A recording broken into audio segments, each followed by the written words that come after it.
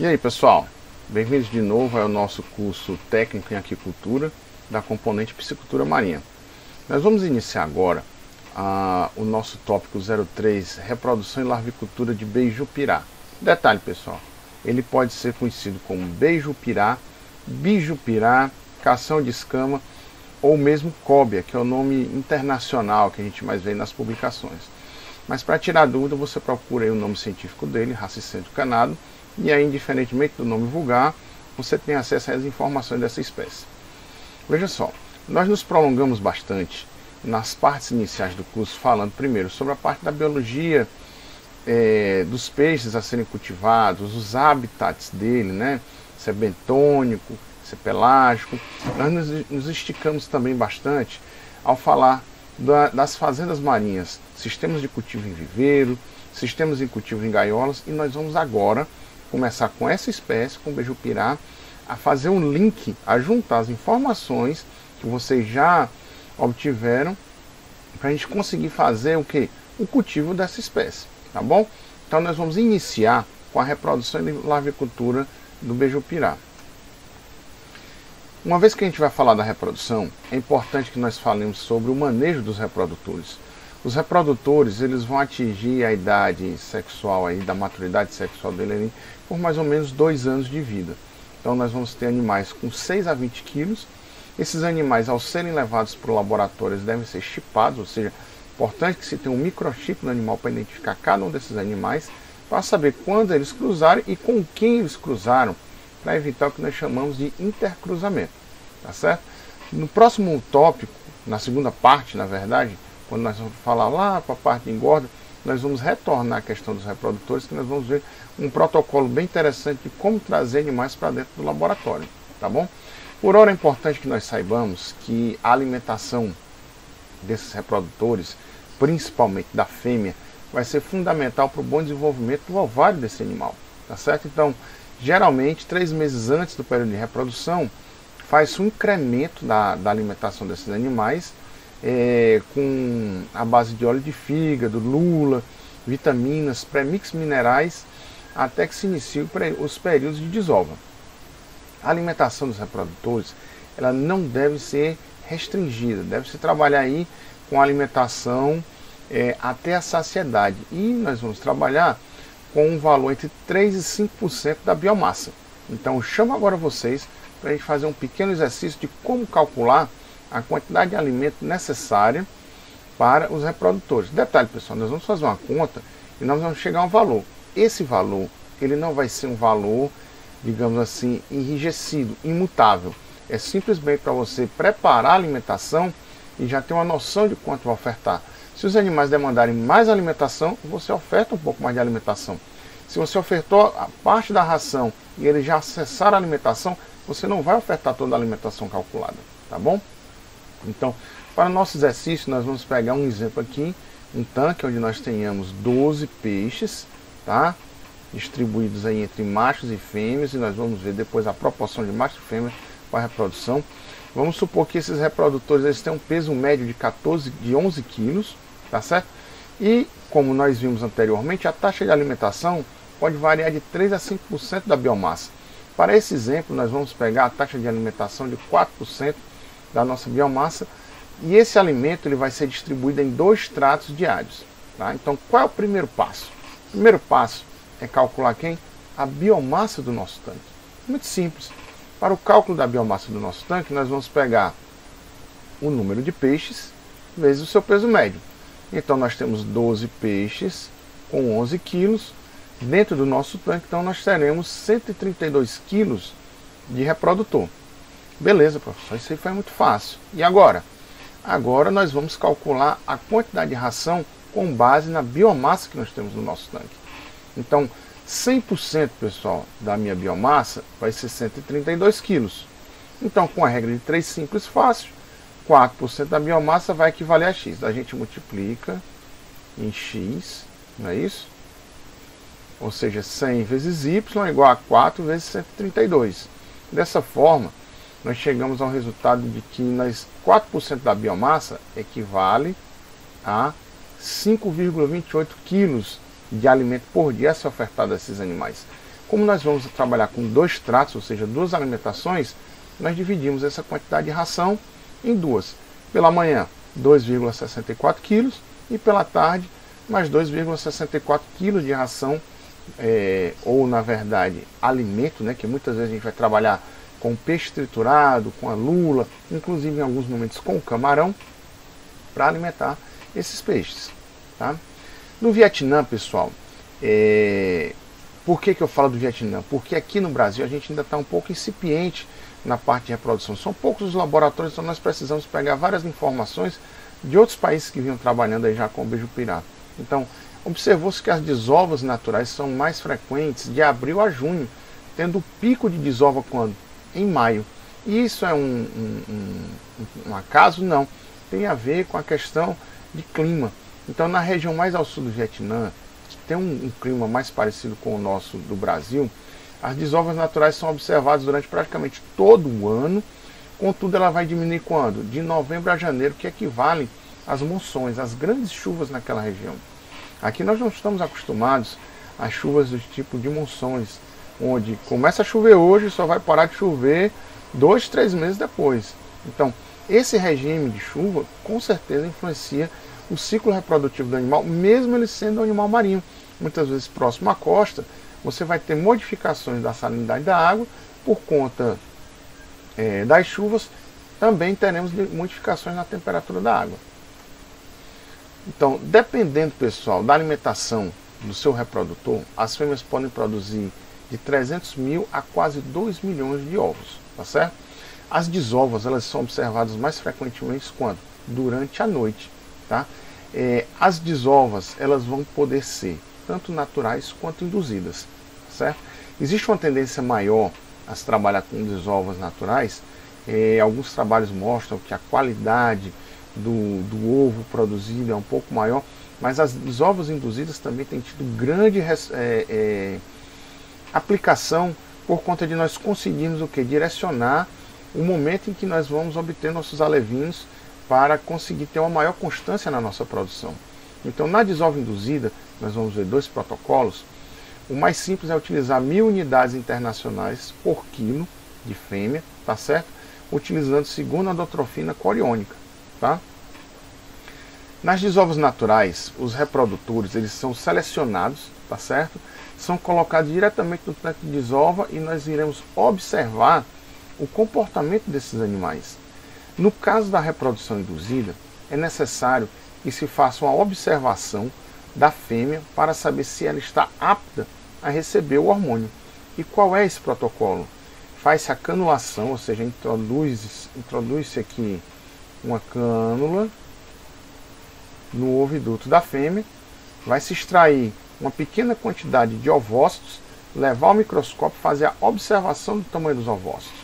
Então, quais são as condições que indicam a maturação gonadal ideal? Primeiro, da fêmea, os ovócitos vão ter que estar maior do que 500 micrômetros, certo? Então, aqui nós temos um exemplo de uma observação dos ovócitos, que estão variando entre 500 e 600 micrômetros. Isso indica o quê? Vamos induzir, está na hora de botar essa fêmea aí para produzir nossos alevinos. E o macho? O macho, devido à questão de necessidade de um uso energético muito menor para a produção dos espermatozoides, basta que você faça uma compressão ou mesmo uma pequena canulação e observe se o espermatozoide está condensado, leitoso, tá certo? Então, uma vez que ambos atendam essa condição, faz a indução hormonal. E como é que é feita essa indução hormonal? Nós iremos utilizar uma segunda opção, que é o LH-RH, que é o hormônio luteinizante. Na fêmea, trabalharemos com 20 microgramas por quilo de peso vivo de fêmea, ou seja, se eu tenho uma fêmea de 10 quilos, eu vou trabalhar com 200 microgramas do hormônio luteinizante. Para o macho, nós vamos trabalhar com a metade da dose, apenas 10 microgramas por quilo de peixe vivo. Aplicou-se em dose única o hormônio, aguarda aí de 12 a 36 horas e observaremos as desovas. Ao se trabalhar, tá, com desovas naturais, nós iremos trabalhar com a proporção de uma fêmea para 2 machos dentro do tanque de reprodução, ou mesmo 2 fêmeas para 3 machos. É importante que nós tenhamos sempre uma quantidade de machos maiores do que a de fêmeas, porque na natureza, né, nós, seres humanos, achamos, né, na nossa pretensão, que os machos são os garanhões e conquistam as fêmeas. Não, senhor. No reino animal, quem define é a fêmea, se vai ficar susceptível ou não àquele reprodutor, tá bom? Então, uma vez que você coloque os animais para uma desova natural, faz o uso dessa proporção de 1 a 2 fêmeas para 2 a 3 machos, e observa-se o comportamento, tá certo, de corte do animal. O macho ele vai nadar ao lado da fêmea, ele vai passar, né, a nadadeira peitoral no flanco da fêmea, ele vai com o rabo dar umas batidas com a cauda na fêmea. Isso é o namoro dos peixes, tá certo? Então, se você começa a observar esse comportamento e também observa a fase da lua correta, nós vamos ver que as desovas elas ocorrem mais frequentemente durante a lua nova e a lua cheia. Prepare-se, porque você vai ter desova, então prepare seu material para fazer a coleta dos ovos logo em seguida. Então, pode-se observar maior frequência de desova durante o período de lua cheia e lua nova, como eu já acabei de citar. As desovas elas também ocorrem em outras fases de lua, nós só estamos vendo um maior pico, né, de ocorrência nessas fases de lua. Ao se estocar os reprodutores nos tanques, é importante que não se trabalhe com densidades de estocagem muito alta. Nosso intuito agora não é fazer a engorda, nosso intuito é fornecer um ambiente confortável para que os reprodutores possam acasalar. Então procura-se trabalhar com a densidade de 1 a 2 kg de reprodutor por metro cúbico. Uma informação interessante que alguns trabalhos citavam, que isso a gente vê na biologia reprodutiva, geralmente a fêmea ela tem um porte maior do que o macho, por ter que abrigar aquela quantidade de ovócitos e seu ventre e tudo mais. Mas no beijupirá nós não estamos observando isso. Geralmente nós estamos vendo que é uma equiparação de tamanho de animais aí de mesma idade aí utilizados na reprodução. Então, como a gente tinha mostrado aqui um gráfico interessante, onde a gente vê o número estimado de desovas, né? Aqui nós temos porcentagem de iluminação, lua cheia, lua nova. Então, essas barrinhas escuras mostram quem? Os picos de desova. Ó. 2 desovas próximas à lua cheia, mais uma desova próxima à lua cheia. Mas mesmo assim, nós observamos, como nesse caso aqui, uma desova que não está entre a lua cheia, que está entre a lua cheia e a lua nova, a lua em quarto minguante. Então, geralmente, as desovas vão ocorrer mais frequentemente quando? Na lua cheia ou na lua nova. Mas isso não impede que em lua quarto crescente ou quarto minguante também ocorram as desovas. Uma vez visto isso, vamos ver um fator extremamente importante na reprodução, que é a temperatura da água, tá certo? Na região do Texas, onde eles têm bastante trabalho aí com o beijupirá, observou-se que a temperatura ótima vai estar entre 24 e 26 graus Celsius, tá certo? Sendo que entre 28 e 30 graus as desovas cessam, tá? Nas regiões subtropicais, na Flórida, no México e no Brasil, nós vamos ter que as desovas vão ocorrer entre 24 e 32 graus Celsius, e nós teremos uma temperatura ótima aqui no Brasil, já definido, de 26 a 28 graus Celsius para a reprodução. Perfeito para nós aqui do Nordeste, fazemos aí o cultivo do beijupirá. É exatamente aí a temperatura da água que nós temos. Então, uma vez que você fez a reprodução ou induzida ou natural, os ovos devem ser coletados manualmente ou de forma automática, com coletores tipo airlift ou alguma estrutura adaptada para a coleta dos ovos, utilizando telas macias aí de 500 micras. Após as desovas, os ovos fecundados devem ser coletados nas primeiras horas da manhã, já porque as desovas vão ocorrer logo depois do pôr do sol, indo até o raiar do dia, tá certo? Então, uma vez que ocorreu a desova, coleta-se os ovos e vai se fazer uma desinfecção. Mas antes de falar de desinfecção, eu vou convidar vocês a assistir um videozinho onde eu vou mostrar para vocês um sistema muito simples de coleta de ovos, tá certo? Nada de extraordinário, é uma coleta automática e mesmo assim algo extremamente simples de se fazer, tá certo? Vamos lá dar uma olhada no vídeo. Nós vamos ver agora a primeira parte, onde nós vamos observar alguns reprodutores nadando aqui nos tanques onde ocorrem as desovas, tá? Então vejam aí o jeitão, parece realmente um tubarãozinho, né? Por isso que é chamado tubarão de escama. Nós temos aí reprodutores com 12 quilos, tá? Animais bem robustos, e é necessário, quando a gente vai fazer alguns manejos, pessoal, fazer a sedação do animal desse, porque realmente são animais de grande porte. Nesse momento, pessoal, eu quero que vocês observem esse cano que nós temos aqui no centro desse tanque circular, onde ocorrem as desovas do bijupirá. É com esse cano aqui que nós faremos a coleta dos ovos que são flutuantes, a massa de ovo que flutua, tá certo? Então, percebam que é um cano, tá certo? Ele tem algumas amarrações para ele ficar exatamente aqui na flor da água, e ele tem um formato como se fosse uma calha pluvial deitada. Então, é fornecido uma corrente de água constante, né? Água entrando e saindo do tanque, e ela vai conferir um movimento circular, e tudo que tiver em suspensão na superfície da água vai bater aqui nesse cano e vai ser conduzido à extremidade do tanque, tá certo? Uma vez que ela é conduzida à extremidade do tanque, ela vai ser levada para o coletor que se encontra do lado de fora. Então percebam, inclusive essa espuma aqui, ó, ela vai sendo levada para esse coletor, tá certo? Que não está em uso, né? O lavador de ovos.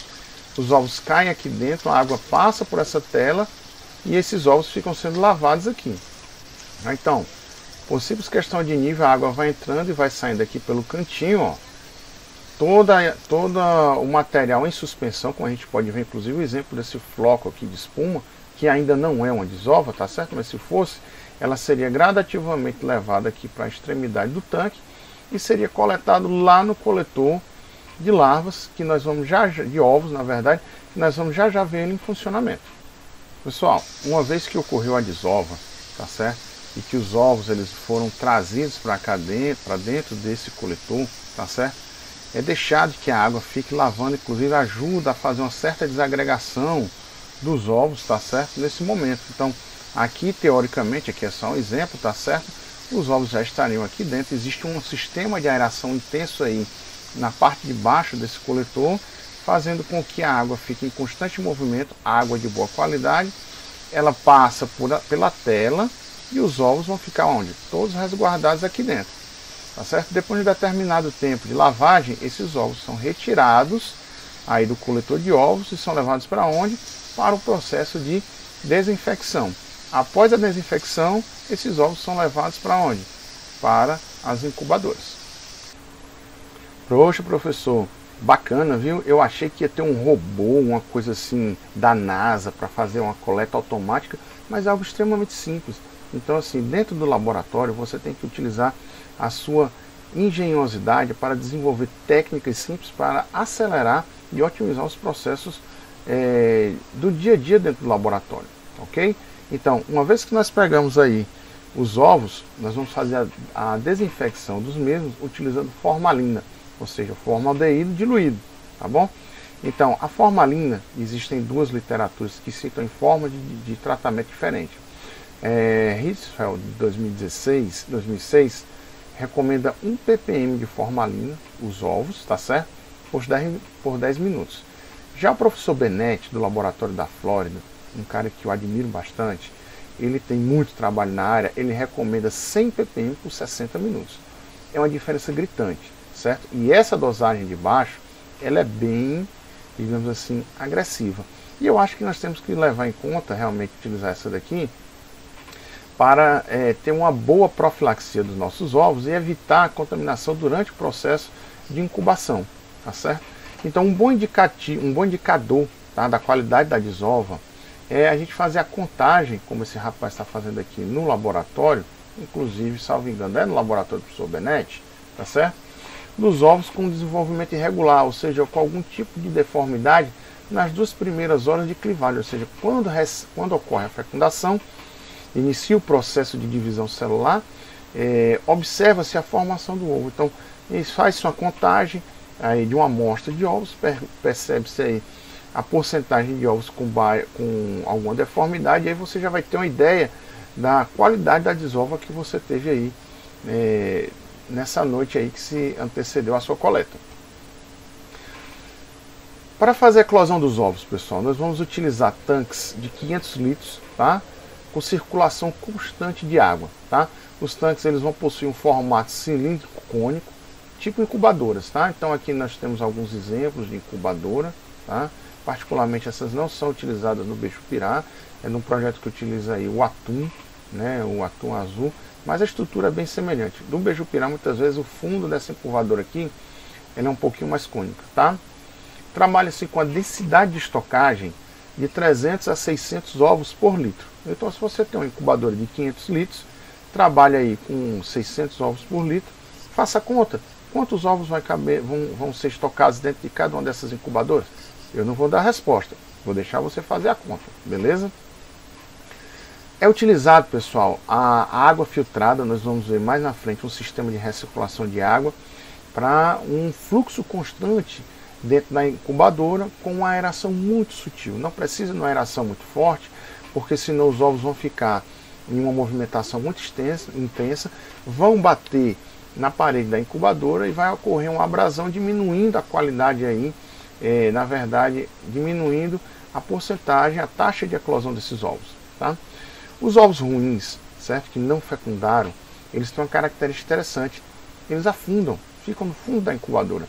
Então, de tempos em tempos, depois que se faz a estocagem da incubadora, é importante que você venha com a mangueirinha sifonando, tá certo, os ovos que precipitaram ali para o fundo da incubadora, porque são ovos que não vão eclodir e só vão deteriorar a água onde vão estar os ovos de boa qualidade. Continuando com a eclosão dos ovos, nós vamos ver que a uma temperatura de mais ou menos 27 graus Celsius, as larvas elas devem eclodir entre 21 e 24 horas após a fecundação. Muito rápido, isso é muito bom, nós não precisamos de um tempo de incubação muito elevado. Então, nós teremos aí a primeira larva com um tamanho aí de 1,8 a 2,7 milímetros de comprimento total. Comprimento total? Nós vimos isso já, não foi não? Lá atrás. E o que é o comprimento total, relembrando? É o comprimento entre a ponta do focinho e a extremidade mais longa da nadadeira caudal.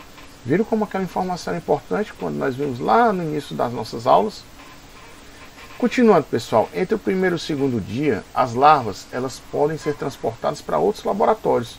Por quê? Tem que ser exatamente entre o primeiro e o segundo dia, porque nessa fase a larva ela não se alimenta. Ela é uma larva, ela inclusive está com a boca fechada, ainda não faz a sua primeira alimentação, está terminando de absorver o saco vitelínico. Então a primeira alimentação ela vai ocorrer quando? No terceiro dia após a eclosão, ou DAE, que é uma sigla muito utilizada aí durante a larvicultura. Para o transporte, pessoal, é importante que nós tenhamos aí, caso seja necessário, na verdade, transportar a larva do local onde ocorreu a eclosão para um outro laboratório. Muitas vezes isso acontece dentro do próprio laboratório, então não há necessidade desse transporte, mas caso seja necessário, nós temos que observar alguns detalhes. Por exemplo, o tempo de transporte máximo não deve exceder 24 horas para não ocorrer um estresse muito grande dos animais. O método mais utilizado é um método simples, com um saco plástico, onde nós vamos ter 1/3 de água e 2/3 de oxigênio. Não é ar comprimido, é oxigênio puro para você ter uma boa oxigenação da sua água, tá? E essa água ela tem que ter algumas características, que são, primeiro, salinidade entre 34 e 36 partes por mil, que é a mesma salinidade onde os ovos estavam na incubadora, tá bom? Um pH próximo a 8, a temperatura da água entre 24 e 26 graus Celsius, ou seja, diminui um pouquinho da temperatura que ela estava na incubadora, que era de 27 até 28 graus, e trabalha-se com a densidade de estocagem nos sacos de 3.000 larvas por litro, tá certo? Nesse momento não é necessário adicionar nenhum alimento no saco de transporte, diferentemente do que a gente vê quando trabalha, por exemplo, com camarão marinho, que é importante trabalhar a alimentação. Mas por que não é necessário? Porque o animal ainda não está se alimentando. E isso é bacana porque, primeiro, diminui muito a questão do canibalismo na hora do transporte. Ok? Pessoal, nós vamos ficar por aqui para não esticar muito a nossa aula, tá certo?